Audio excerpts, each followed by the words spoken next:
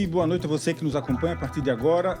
Estamos começando o Opinião Pernambuco, transmitido pela Rádio Universitária FM, pela Rádio Paulo Freire AM e pelo canal do YouTube da TVU Recife. Ter uma boa aposentadoria é sonho de muita gente. Mas o que considerar no planejamento da sua aposentadoria? Como garantir que a sua aposentadoria será concedida com o melhor valor possível? Como ter um processo de aposentadoria ágil, rápido? Como evitar contribuições desnecessárias para o INSS? As regras são muitas e, se eu não estiver enganado, mudam a cada ano. Para nos ajudar nessa conversa, a gente convidou hoje para falar de aposentadoria dois profissionais que entendem muito do assunto. Rodrigo Amorim, advogado especialista em Direito Previdenciário e coordenador estadual do Instituto Brasileiro de Direito Previdenciário, IBDP. E Rodrigo Azevedo, outro advogado especialista em Direito Previdenciário, a quem eu desejo bem-vindo ao programa e boa noite para vocês. Vamos começar essa conversa. Vamos assim, em linhas gerais, eu começaria perguntando qual a opinião de vocês sobre a estabilidade da Previdência? Quando a gente pensa para o futuro, numa conversa de bastidores lá na produção, o bolsista que estava olhando a gente assim de longe e tal, o estagiário, o famoso estagiário, ele virou e disse assim: vocês estão pensando na Previdência de vocês, imagina a minha. O que é que eu posso imaginar para mim? Pergunta eles lá. O que é que eu vou imaginar da Previdência daqui a 30, 35, 40 anos? Cada idade, cada experiência profissional que você tem, ou cada tempo de contribuição que você tem, faz com que você tenha uma expectativa diferente da Previdência. Então, em linhas gerais, tentando falar para todo mundo, ou se quiser detalhar para determinados grupos, como é que a gente imagina esse futuro da Previdência, para a gente começar essa conversa? Boa noite, Osmar. Boa noite, Ricardo. Boa noite aos ouvintes e telespectadores. É um prazer estar aqui com vocês e tentar colaborar um pouquinho, trazer nosso ponto de vista, informações que possam estar sempre agregando aí com toda a sociedade. Falar de um futuro da Previdência é uma coisa bem difícil. E, falando já diretamente, eu acredito que dentro de 20 ou 30 anos vai mudar novamente. E assim sempre foi feito. Em 1960 existiu uma lei, depois em 1991 veio outra. Houveram algumas mudanças pequenas nesse período. Em 2019 veio outra grande mudança.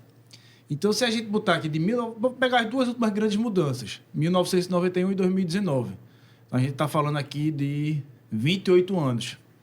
Então, 28 anos, houve uma mudança drástica na Previdência. E isso, muito provavelmente, vai mudar novamente. E por que eu falo isso?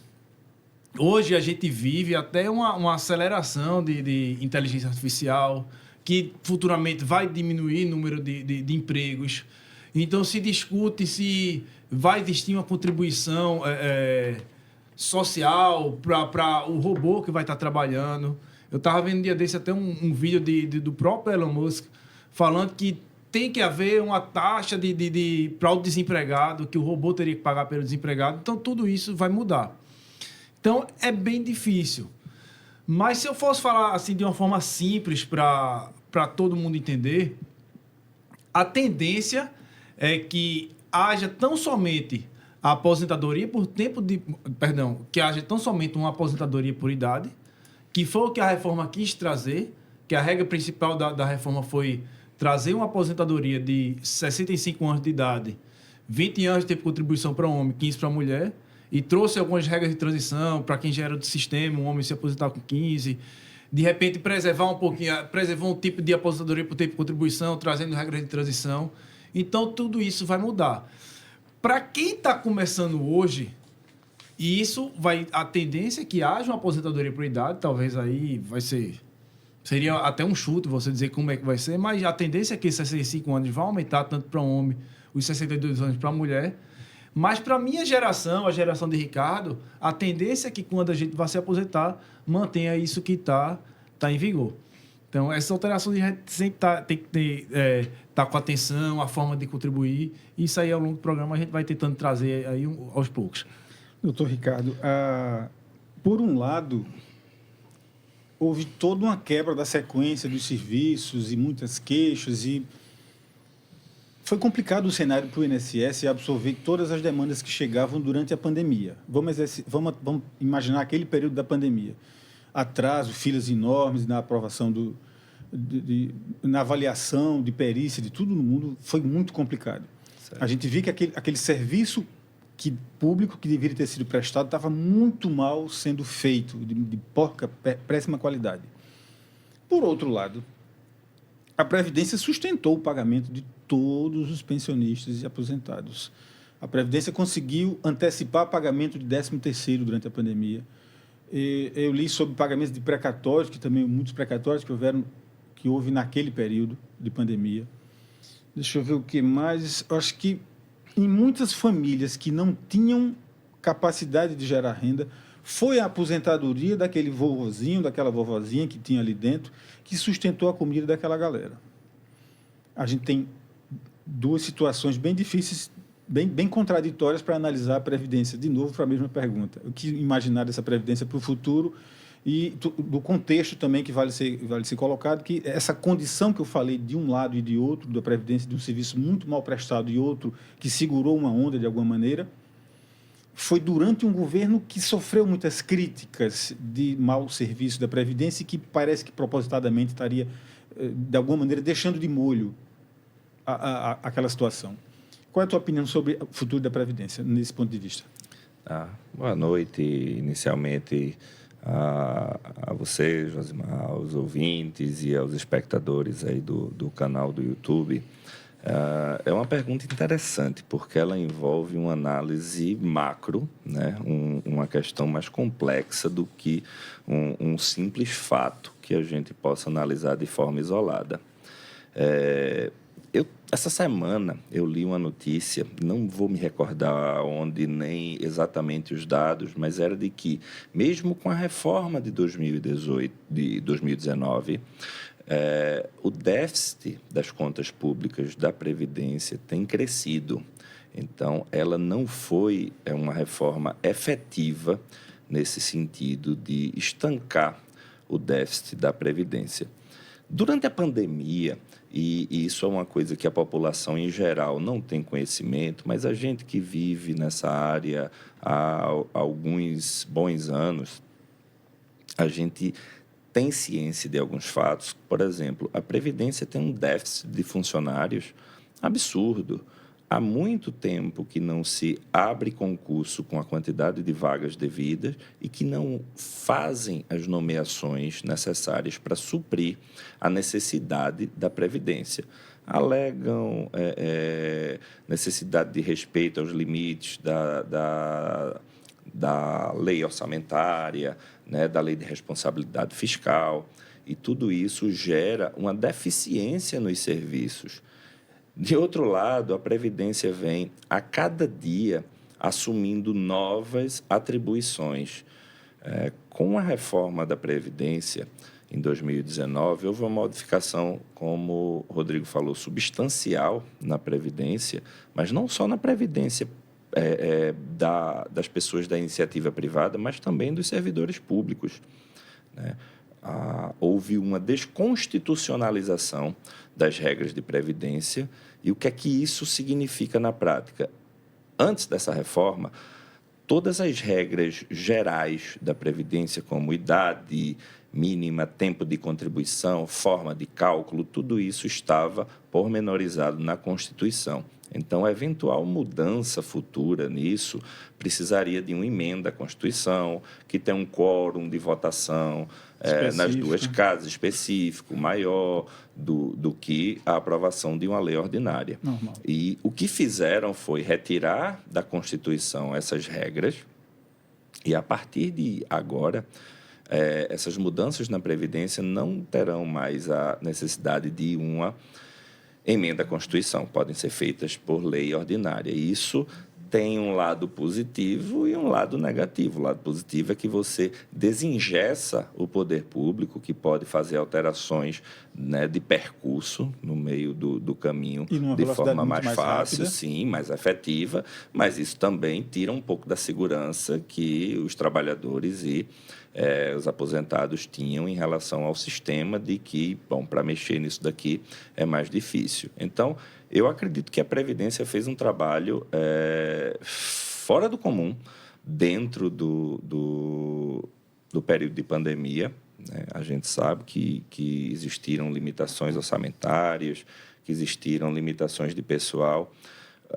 Os servidores da Previdência, em sua grande parte, já são servidores mais antigos. Houve uma debandada muito grande em busca de aposentadoria desses servidores. Eu trabalho muito com aposentadoria de servidor público e, no meu escritório, eu tive dezenas de servidores da Previdência Social procurando informações sobre aposentadoria, quais seriam as melhores possibilidades e tudo mais. Então, isso gerou um déficit de servidores lá e que, naturalmente, a demanda e a demora na conclusão dos processos, isso é algo natural, mas eu acredito que foi um período em que houve, dentro das limitações, assim, um bom serviço prestado. É óbvio que a população, quando olha isso, diz: como assim esse advogado está falando que houve um bom serviço prestado pela Previdência? Tá.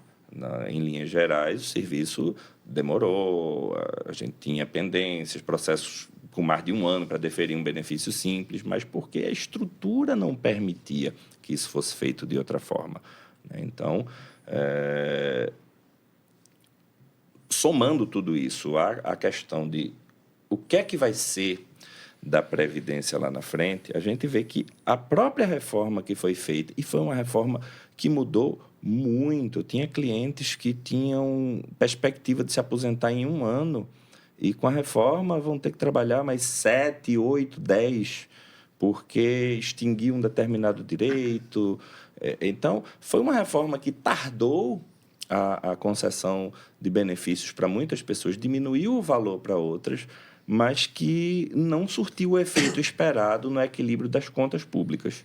E isso acende uma luz de alerta para a gente de que, olha, em breve vão modificar isso, vão mexer em alguma coisa, talvez não uma reforma dessa magnitude, mas algo vai precisar ser ajustado aí nesse caminho, porque senão o governo não vai ter condições, o INSS não vai ter condições de arcar com o pagamento dos benefícios, que é feito, inclusive, com o valor das contribuições de quem está em atividade. Então, se a gente inverte a pirâmide, e hoje a gente tem um público idoso muito maior do que tinha antes, e uma população economicamente ativa estreitando a base da pirâmide, então, é um sinal de alerta, assim, gritante, né, com aquele alarme bem alto para essa situação. Alguns sinais aí já foram acesos, alguns indicadores já começaram a surgir nessa conversa, mas também é necessário para a gente traduzir esse universo todo da aposentadoria para quem está nos ouvindo, para quem não está a par da lei, não está acompanhando de perto, simplesmente espera pela expectativa de direito que ele acha que tem, espera aquele momento. Tem uma pergunta que também é necessária. Por que a aposentadoria tem tanta regra? Por que não é simplesmente um momento esperado, um direito adquirido automático, que você chegou naquela condição, você vai lá naquela idade, você já completou aquela condição ou aquela idade, ou o que quer que seja, eu passaria a ter aquele direito automaticamente, da melhor maneira possível, porque assim deveria ser, eu trabalhei a vida inteira para isso. Por que tem que ter tanta regra? E por que a gente tem, às vezes, a sensação de que é um jogo? Você está tentando entrar num jogo, numa disputa, e você tem que entender as regras desse jogo e ter que, de alguma maneira, trazer um especialista debaixo do braço para lhe ajudar, quando simplesmente deveria ser o seu direito naquela condição. Por que é tão complicada a aposentadoria no Brasil? Se em outro lugar for igual, vocês podem falar também. É exatamente isso que eu ia tocar. A aposentadoria no Brasil, ela é uma coisa sui generis, é a nossa jabuticaba do direito previdenciário. Eu não conheço a legislação de nenhum outro país que tenha tantos tipos de aposentadoria, tantos requisitos e tantas questões pormenores, questões pequenas que modificam situações aparentemente idênticas. Então, só para você ter uma ideia, a gente tem aposentadoria especial, aposentadoria do deficiente. Dentro da aposentadoria especial, você tem pessoas que se aposentam com 15 anos de contribuição, com 20 anos de contribuição, com 25 anos. No deficiente, você tem pessoas com deficiência leve, grave e moderada. Aí você tem a aposentadoria por idade, aposentadoria híbrida, aposentadoria rural. Então, é uma gama de benefícios. Eu acredito que a intenção é maravilhosa, é de você prever e contemplar diversos grupos que, por naturezas distintas, precisam de uma análise diferenciada. Você não pode ter o mesmo tratamento aqui de uma pessoa que trabalha na cidade com uma pessoa que trabalha no campo em regime de economia familiar. Dentro da regra da Previdência, aquele trabalhador, durante muito tempo, não precisou contribuir e se aposentava apenas pelo exercício daquela atividade de agricultura de subsistência. Quando você vem para o meio urbano, você tem outros requisitos de pessoas que trabalham com exposição a agentes nocivos e que isso a pessoa precisa ter um tempo menor de exposição. Então, é uma preocupação com a saúde, é uma preocupação com diversos outros fatores, e isso faz a gente ter, eu acredito, né, eu não conheço todos os sistemas de aposentadoria do mundo, mas por nossa atuação, por curiosidade, sempre que eu tenho a oportunidade, eu dou uma olhada, entendo como é que funciona a aposentadoria em outros lugares, até para a gente ter condições de debater, de ter um debate mais rico por aqui. Mas aqui eu acho que a gente é o país que mais tem hipóteses de aposentadoria do mundo. Doutor Rodrigo, é por isso que a gente precisa planejar? Por que é preciso criar um planejamento previdenciário? Olha, até antes de responder essa pergunta, eu vou tentar só acrescentar... Porque, com certeza, essa é uma bandeira de vocês, não é isso? Sim. Aqui sim. é unânime, né? O planejamento, ele é importante. Na verdade, ele é importantíssimo para você poder prever uma verba que você vai ter garantida na fase da velhice, que é quando mais você precisa de renda. Hoje, eu, Rodrigo, com 40 anos, se eu sair do meu trabalho hoje, eu vou dar um jeito e vou trabalhar em outro lugar. Quando eu tiver 80, eu não vou poder dar esse jeito. Então, eu tenho que buscar o máximo da aposentadoria, que vai ser minha garantia de um momento que eu não vou poder trabalhar. Mas, respondendo até um pouquinho a essa pergunta anterior, eu vejo como uma coisa boa isso que foi trazido na reforma. E, na verdade, por que eu vejo isso como uma coisa boa? Isso foi uma forma que fizeram para dar uma secada na reforma. Eu vou pegar de maneira geral como é que funcionava antes. O homem se aposentava com 35, a mulher com 30. Ou então era 65 de idade, 60 para a mulher e 15 anos de contribuição. Tinha outros benefícios, como o Ricardo falou, a aposentadoria especial, o deficiente, mas de maneira geral, 80% era isso aí. Imagina que isso aí, de repente, acabou com tudo. E diz agora é 65 de contribuição e 15, ou 62 para a mulher e 15 de contribuição. E o camarada que já tinha 40 anos de tempo de contribuição, sei lá, 40 não, porque ele já ia ter direito, 34 anos de tempo de contribuição, mas ele estava com 55 de idade. Do dia para a noite, ele dizia, agora eu preciso de 10 anos para me aposentar, só faltava um. Então, a regra de transição, essa gama, esse leque de direito, eu acho que veio como um colchão para amortizar a dor que seria a reforma previdenciária, ela vinha seca só aos 65 anos. Então, por isso de ter tantos benefícios. E aí a gente entra na questão da reforma. Eu falei agora, até como exemplo, o cara que tinha 34 anos de contribuição, ou a mulher que tinha 29, e estava ali perto de se aposentar, só faltava um ano de contribuição. Se fosse com a regra permanente, que vai ser 65 anos de idade para um homem e 20 anos de contribuição, que seria isso aí, mas que existe uma regra que dá os 15 para um homem e 62 para a mulher e 15 anos de contribuição, ele teria que esperar isso aí. No que ele não vai esperar, ele vai ter aí pelo menos 5 possibilidades para trabalhar uma aposentadoria. Ele que já tem 34 anos de contribuição e estivesse ali 55 de idade, com mais 1 ano e meio, ele poderia se aposentar, que é a regra do pedágio de 50%. Como ele passou dos 33 anos, ele já vai ter a primeira regra. Mas essa regra do pedágio de 50%, ela é mais rápida. O que é mais rápido vai trazer um malefício para a aposentadoria, que é o fator previdenciário que pode derrubar o valor da aposentadoria. Ele pode até aumentar, mas na grande maioria das vezes pode diminuir. Ou pode ter uma regra do pedágio de 100%. Aí, o que é essa regra do pedágio de 100%? Ela demora um pouquinho mais, mas ela traz um benefício. E esse benefício eu vou ter 100% da aposentadoria. E o que é 100% da aposentadoria?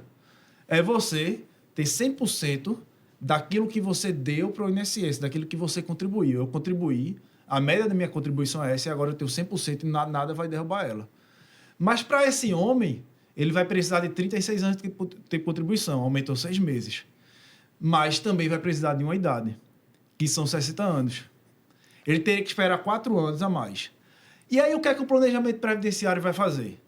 Ele vai se perguntar, precisa ele esperar esses 4 anos para ter uma aposentadoria de 100%? Ou ele se aposenta daqui a 1 ano, com um fator previdenciário perdendo 35%, 40%, 25%, vai depender da idade dele, vai depender do tempo de contribuição, e ele vai se perguntar isso aí. Ou daqui a pouco vai vir uma regra de pontos, que é outra regra que pode passar dos 100% da aposentadoria. Se, no caso, a mulher que tiver mais de 35 anos de contribuição, ela pode ter 102%, 104%, 106%, se for um direito adquirido. Então, essa variedade que traz uma dificuldade para quem não entende do direito, de um outro lado, ela traz a vantagem de você poder escolher a melhor aposentadoria, e aí que é onde entra o planejamento previdenciário, de você ter o melhor benefício que você vai poder levar para a sua velhice e trazer uma segurança para esse momento. Então, por isso que é um bom planejamento e por isso que eu acho que foi bom essas regras de transição que diminuiu a dor, que seria uma reforma de previdência direta. Para muita gente que está nos ouvindo, eles ficam pensando assim, a conversa deles está muito boazinha, mas eu enxergo isso como um bocado de armadilha que o INSS cria. Mas são armadilhas. Para fazer com que a minha aposentadoria seja maior ou menor quando chegar a minha vez de pedir. É isso mesmo? Veja, sempre que a gente tem uma reforma da Previdência, a gente tem uma coisa chamada de regra de transição, como o Rodrigo pontuou. O que é isso? Existe um princípio na Constituição que chama-se princípio da proporcionalidade. Bom, a regra do jogo era que eu me aposentaria com 35 anos de contribuição, independente de idade. A minha idade iria influenciar apenas na incidência do fator previdenciário. Se seria muito negativo, se seria apenas negativo, ou, como eu já tive, um fator positivo que dobrou a aposentadoria da pessoa que deixou para se aposentar aos 82 anos de idade com 40 de contribuição. Então, hoje, por coincidência, a gente falando de planejamento aqui, hoje pela manhã, eu entreguei um planejamento a uma cliente. O marido dela está próximo de aposentar, tem 31 anos de contribuição e 63 anos e meio de idade. Disse, olha, você se aposenta em 22 de novembro de 2025. A pergunta dela para mim foi simples. Ela disse, olha, eu vou contribuir até lá, a aposentadoria dele, e eu queria saber se eu continuo contribuindo com 3 salários mínimos, que é o que a gente vem contribuindo, né? Porque ele faz trabalhos esporádicos, mas ela disse a gente contribui com o valor de 3 salários mínimos, e eu gostaria de saber se eu devo contribuir com esse valor, se eu devo aumentar, se eu devo diminuir para um salário mínimo. E aí a gente que faz direito, sonhando em fugir da matemática e vem para o direito previdenciário, a gente faz mais cálculos do que professores de matemática, né? Então, eu tracei para ela 4 cenários. Um cenário onde ele não contribuiria nada até o final, até concluir a idade mínima para a aposentadoria. Um outro cenário que ele contribuiria com o salário mínimo, o outro atual, com os 3 salários que ele vem contribuindo, e o último com o teto da Previdência.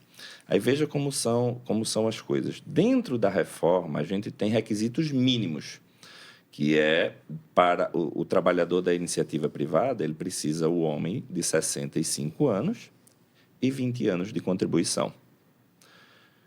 Como ele já estava na Previdência antes da reforma, ele entra nessa regra de transição da aposentadoria por idade e ele precisa dos 65 e 15 anos de contribuição.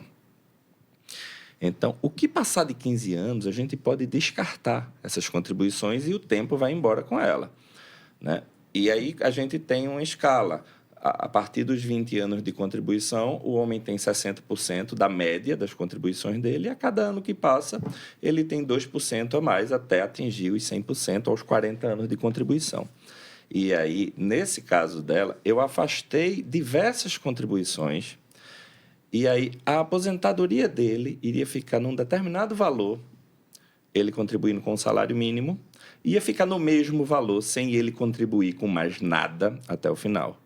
Se ele contribuísse com 3 salários mínimos, seriam 21 contribuições, ele teria gasto algo em torno de R$17 mil, e a diferença do benefício para que ele não contribuiu nada foi de R$120. Era preciso que ele vivesse ele iria tirar esse em 145 meses. Eu disse, ela vale a pena você investir R$18 mil em 2 anos para tirar esse investimento em 12? A mim não parece. Então, as pessoas têm um entendimento... Principalmente para quem já passou dos 80, né? Sim. Não é o caso dele, mas... Ele era quanto? Ele tinha 63. Ah, tá. Essa regra, as pessoas têm assim, quando chegam no nosso escritório e fazem, olha, eu queria me aposentar e fazer um planejamento. Bom, se o planejamento melhor fosse o maior salário, era só eu dizer, olha, você contribui a partir de agora com o valor do teto da Previdência e se aposenta quando completar a idade. Mas o planejamento, ele leva em conta outras questões. Por exemplo, um servidor público que trabalha também na iniciativa privada, ele tem tempo nos 2 regimes, ele pode ter 2 aposentadorias. Mas imagina que a regra modificou para o serviço público e por 2 anos ele não conseguiu a aposentadoria ali naquele serviço público e vai perder um dinheiro muito grande. Ele pode jogar 2 anos da Previdência para o serviço público, completar o tempo antes da reforma e se aposentar. Então, existem diversos fatores que são contemplados e nem sempre a aposentadoria de maior valor vai ser a melhor aposentadoria para aquela pessoa, porque a gente tem que ter em mente que ele tem um investimento para poder receber o retorno. O doutor Ricardo trouxe o exemplo de alguém que estava precisando continuar pagando, né, do próprio bolso ali para concluir aquele período para ter direito à aposentadoria. Essa pergunta que eu vou voltar no próximo bloco, trazendo para a gente detalhar quem precisa e qual é a categoria que não precisa pagar. Porque eu acho que não é todo mundo que precisa pagar para ter direito. E se não paga, que tipo de direito tem ou não tem, ou deixa de ter, o que perde. Então, para a gente pensar nisso um bocadinho, daqui a pouco a gente vai voltar com essa continuação dessa conversa. A gente está falando aqui, Opinião Pernambuco, a gente está falando de aposentadoria hoje. Paradinha rápida para o intervalo, já já a gente volta com outras tantas dúvidas que eu também tenho. Já já a gente volta.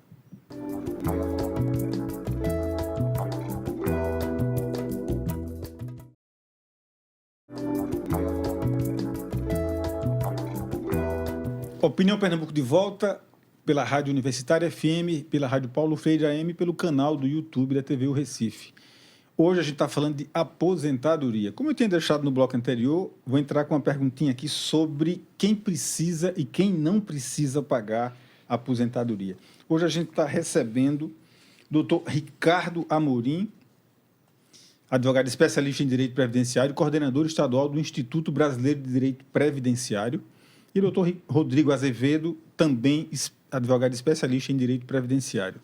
Amigos, eu estava ali com a pergunta de justamente essa, de saber quem necessariamente precisa e quem não precisa. Vamos tentar dar um ritmo maior, porque a gente ainda tem tanta coisa para fazer, tanta pergunta para responder, que eu quero aproveitar o máximo tempo de vocês. Então, se a gente conseguir ser um pouco mais objetivo, vamos lá. Perfeito. Quem precisa e quem não precisa. Rodrigo. De forma direta, todo trabalhador que exerce atividade remunerada tem que pagar a contribuição previdenciária. Se você dá o pedreiro que foi construir um muro de uma casa, recebeu um valor para construir aquele muro, uma parte daquilo ali ele tem que pagar o INSS dele. A manicure, a cabeleireira, o motorista, todo mundo precisa pagar.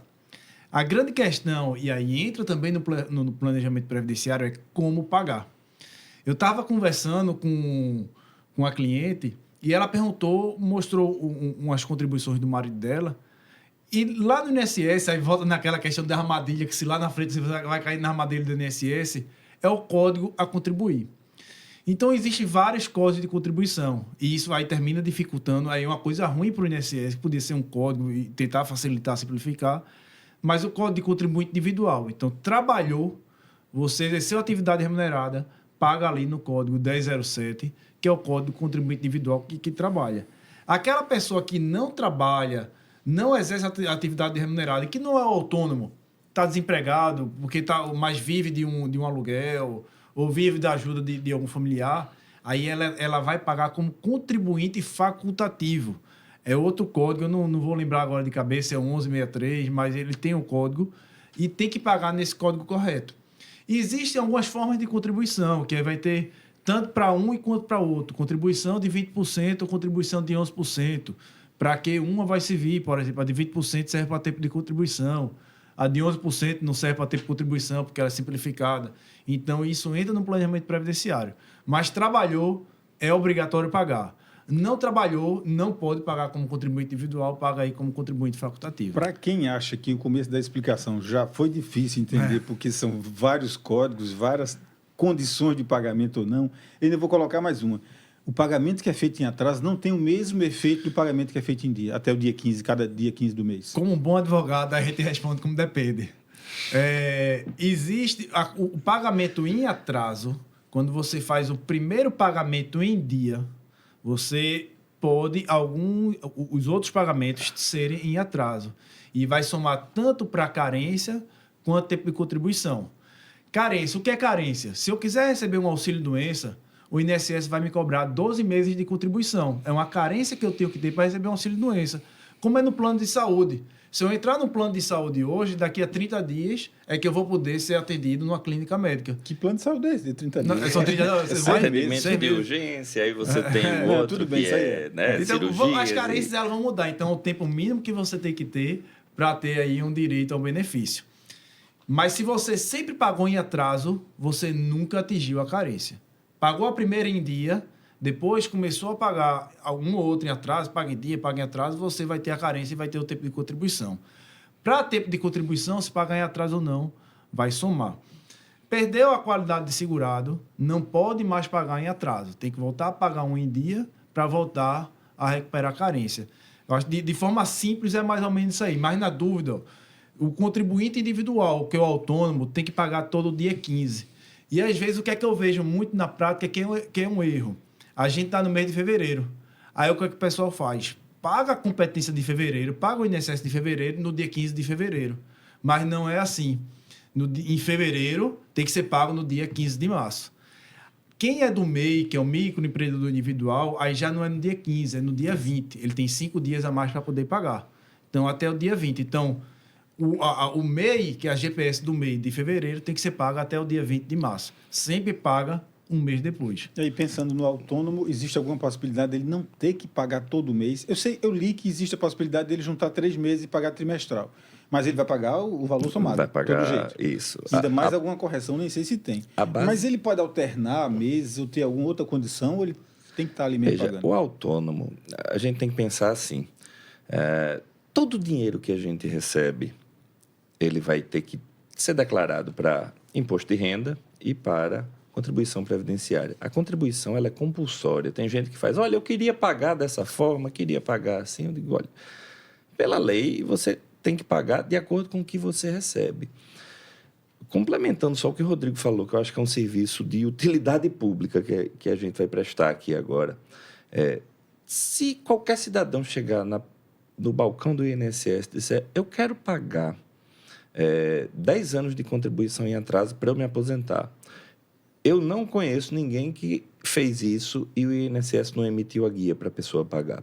O pagamento em atraso ele tem que ser feito com o acompanhamento de um profissional, porque eu já vi clientes chegarem no meu escritório depois de ter pagado 100 e tantos mil, 200 mil reais da Previdência e dizer, olha, esse dinheiro que você gastou, que você pagou, não vai lhe ajudar em nada no que você está pretendendo.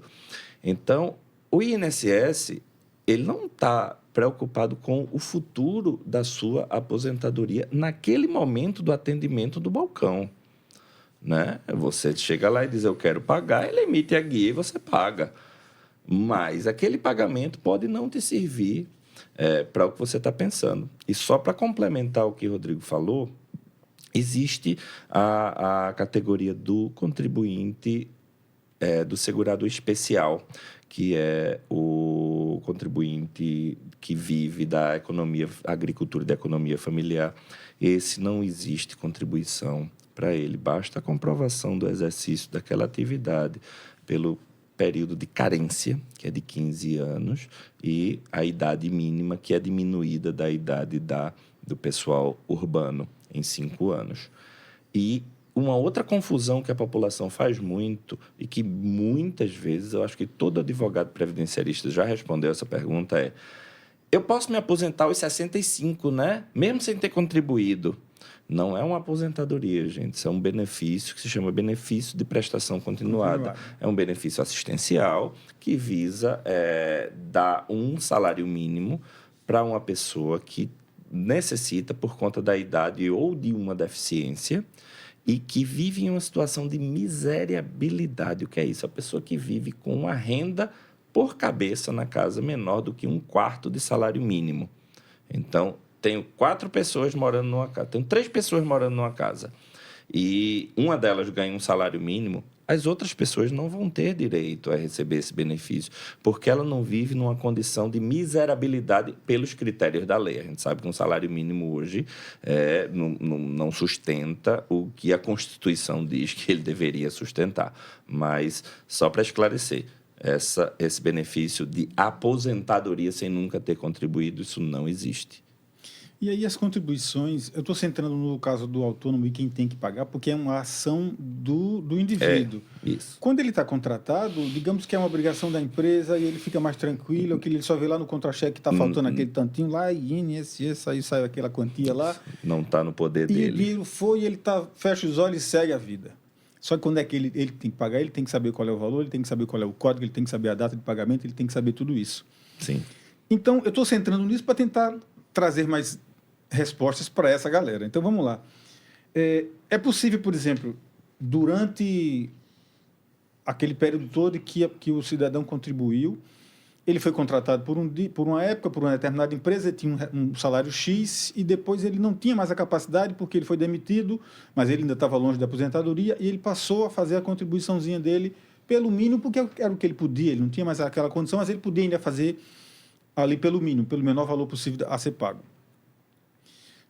E aí chegou o momento da aposentadoria dele. Ele vai ser necessariamente calculado pela média dos valores, ou ele pode escolher um período? Existe uma condiçãozinha que favoreça ele nesse sentido? Não, ele vai necessariamente ser calculado pela média de todos os salários que serviram de base para as contribuições dele, desde julho de 1994 até o mês anterior da aposentadoria. O pessoal pergunta por que julho? Porque foi criado ali o Plano Real, e isso facilita o cálculo, né? Essa é uma lei de 99, isso facilita o cálculo da aposentadoria, para você não ter que converter moeda e tudo mais. Então, todas as contribuições de julho de 94 até hoje. Antes da reforma, a gente usava as 80% maiores contribuições, descartava as 20% menores, que normalmente eram aquelas primeiras, quando você está começando a carreira. Depois da reforma, hoje, a gente não tem descarte dessas contribuições, salvo aquele descarte que a gente faz, mas que o tempo vai embora também, junto com a contribuição. Eu tenho 20 anos de contribuição, mas eu só preciso de 15. Eu descarto os 5 menores, diminui o meu percentual, mas a média aumenta e acaba que o salário fica melhor. É muita conta, é muito número, né? Mas vamos lá, tem um outro tema que está muito em voga, que se discute muito, que é essa tal da revisão da vida toda. para tentar esclarecer o que é e como é que ela funciona. A revisão, como o Ricardo falou agora, o que foi que a lei, depois de 1999, ela trouxe? Se aposenta pela média das 80% maiores contribuições, soma e faz uma média. A lei anterior, ela não trazia essa limitação. Isso foi uma regra transitória. E o que é que a tese da revisão da vida toda? Dizer que a regra transitória, ela não pode prejudicar quem já estava no sistema. Vou pegar aqui uma situação de um bancário, que é muito característico. Ele já estava no sistema, ele nem necessariamente não, ele precisaria contribuía. ter o direito à aposentadoria naquela época. Não precisaria ter o direito, mas ele já contribuía. Vamos pegar um bancário que na década de 80, o bancário era um salário maravilhoso. A profissão dos sonhos. Naquela época, né? Na década de 80. Então, o que foi que aconteceu em 1990, na década de 90, começo do milênio 2000? Muita gente entrou em PDV. Então, a turma sai e faz o quê? Aquilo que você estava falando agora. Contribui pelo mínimo. E quando se aposenta, vai pegar a média. E a regra de transição, a revisão da vida toda, ela diz, olha, eu contribuí antes de 1994, a lei não trazia uma limitação de julho de 1994, e eu quero fazer uma média sobre tudo isso aqui. Se você joga, imagine que você que vai fazer uma média, você tem uma bolsa de contribuição, e eu quero dizer, olha, na década de 80, foi onde eu botei mais dinheiro dentro dessa bolsa, e eu quero fazer a média com esse dinheiro aqui. Então, a revisão da vida toda, ela simplesmente diz, eu quero fazer a revisão da vida toda, quero fazer o cálculo da minha aposentadoria com base em tudo aquilo que eu contribuí. Então, a revisão da vida toda, ela foi julgada pelo STF. Ela veio com a decisão favorável para o segurado, em 6-5, e aos 45 do segundo tempo, quando ia apagar as luzes, aí veio com um recurso, né? Você se apresentou um recurso, e aí com esse recurso está sendo julgado, agora tem ministros diferentes, a gente não sabe como vai votar. Está pautado agora para o dia 28 de fevereiro, eu acho que pela terceira ou quarta vez, já foi pautado 2 ou 3 vezes, não sei exatamente, foi retirado de pauta, e a gente tem uma esperança aí que venha uma decisão boa para o segurado, porque não é justo você contribuir para o sistema, suas maiores contribuições estão ali, e depois o sistema, não, agora eu só vou calcular com o que você me deu de menor. Então, não é justo, não é plausível isso aí, com a justificativa foi o plano real, foi a forma que a lei trouxe e terminar causando um grande prejuízo para quem contribuiu para o INSS. A gente já falou tanto aqui sobre a necessidade do planejamento e dessas pegadinhas, armadilhas ou situações assim complicadas que o contribuinte que enfrenta na hora que ele vai solicitar o pedido de aposentadoria. Existe diferença entre a primeira vez que ele pede e as demais? Eu estou supondo que a primeira vez foi negado e ele vai pedir de novo. Existe diferença, assim? Ele vai ser visto de alguma maneira, mais negativa ainda a partir da segunda? Como é que fica isso? Não. O que existe é o seguinte: se eu peço hoje a aposentadoria, hoje eu tenho alguns requisitos. Eu tenho uma determinada idade, um determinado tempo, e aí o INSS faz, olha, você não tem direito a isso, porque você atingiu o tempo, mas não tem a idade. Então, eu espero mais um pouco, daqui a pouco eu faço um outro pedido. Essa análise, ela é feita de forma automática, né?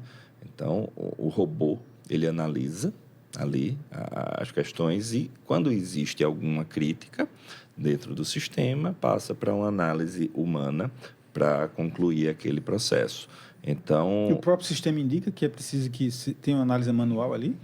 Ele aponta uma crítica no sistema e aí vai ser feito uma dupla checagem ali por um servidor do INSS, né? Então, não existe diferença de tratamento. A gente, não raro, a gente pega cliente com 7, 8 pedidos de benefício, principalmente benefício por incapacidade. E quais são os problemas mais frequentes da negativa? Vocês que estão no batente, que conhecem as negativas e tal, o que é que vem sempre ali?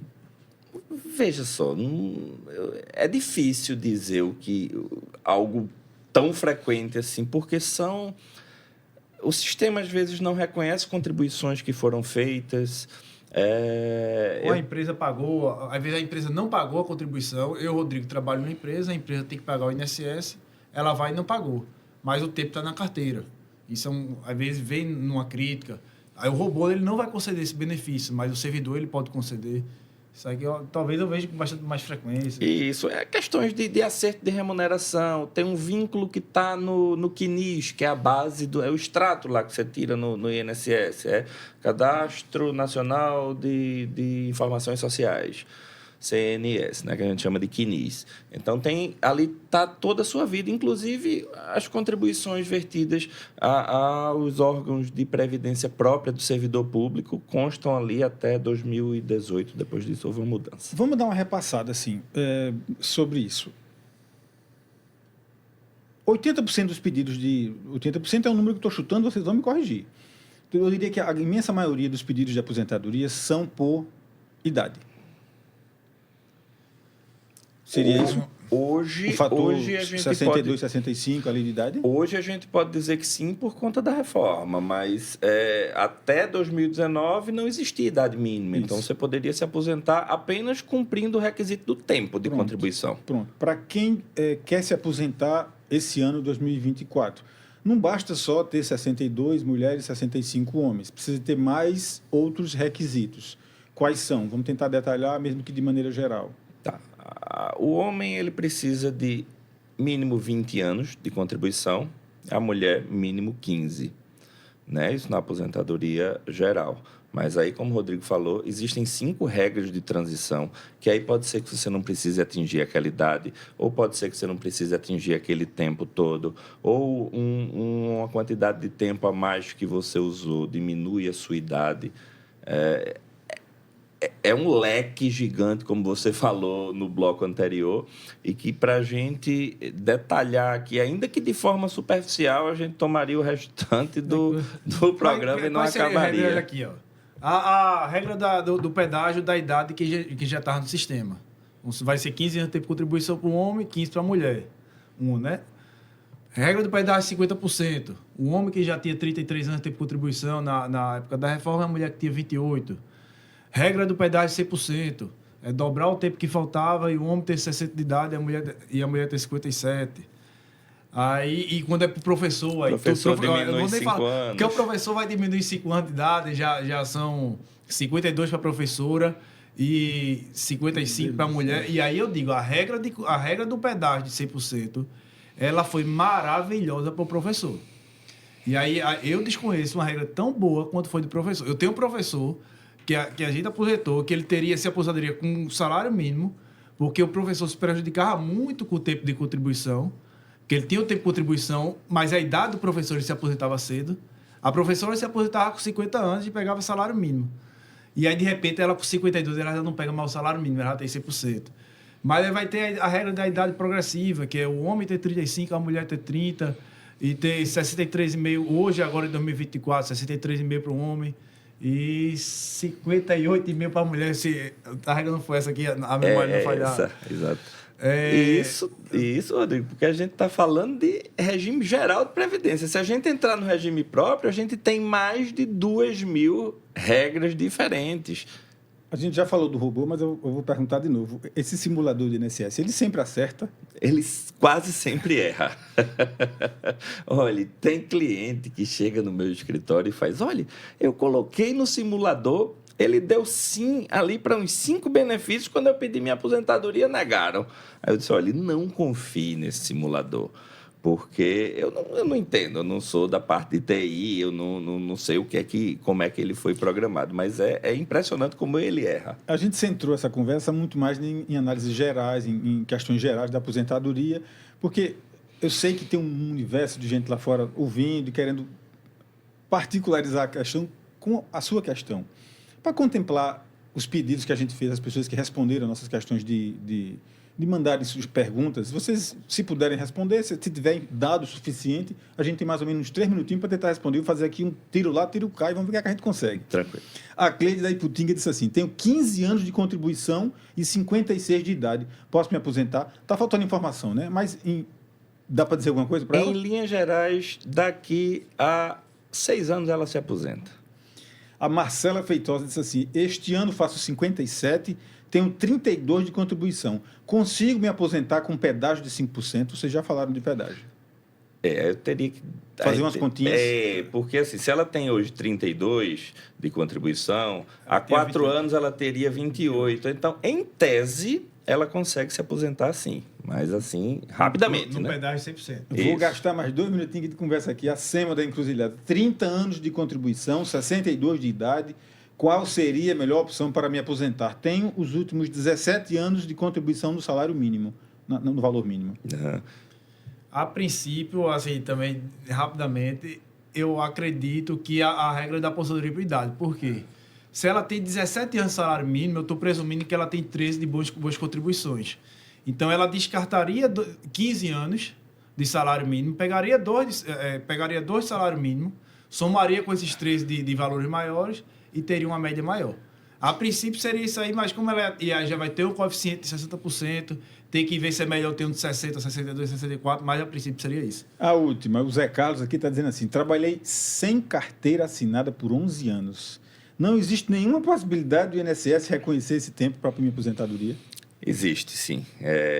É difícil, não vou vender ilusão. Ele encontrar uma condição de comprovação desse tempo. Dele encontrar, se ele puder entrar com a reclamação trabalhista contra o antigo patrão dele, essa sentença na Justiça do Trabalho vai servir de início de prova, ele vai ter que comprovar novamente na Justiça Federal, porque o INSS não vai conceder, isso é fato. E é um longo caminho, mas a possibilidade existe. Não é pouca coisa não, Gente, só agradecimentos à presença de vocês, aos esclarecimentos de vocês. É sempre muito importante contar com profissionais como vocês nesse tipo de programa, porque a turma é ávida por informação e eu acho que o caminho e a mensagem que fica é: planeje, pense com antecedência essa sua aposentadoria e consulte um profissional. É isso mesmo? Alguém reafirma isso aí? Exatamente. Como você vai... eu faço um paralelo sempre com a medicina.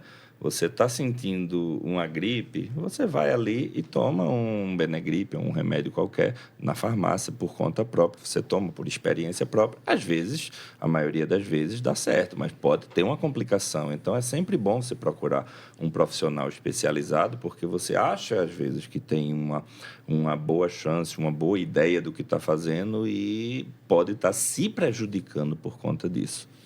O programa está encerrando. A gente agradece a presença dos advogados especialistas em direito previdenciário Ricardo Amorim e Rodrigo Azevedo.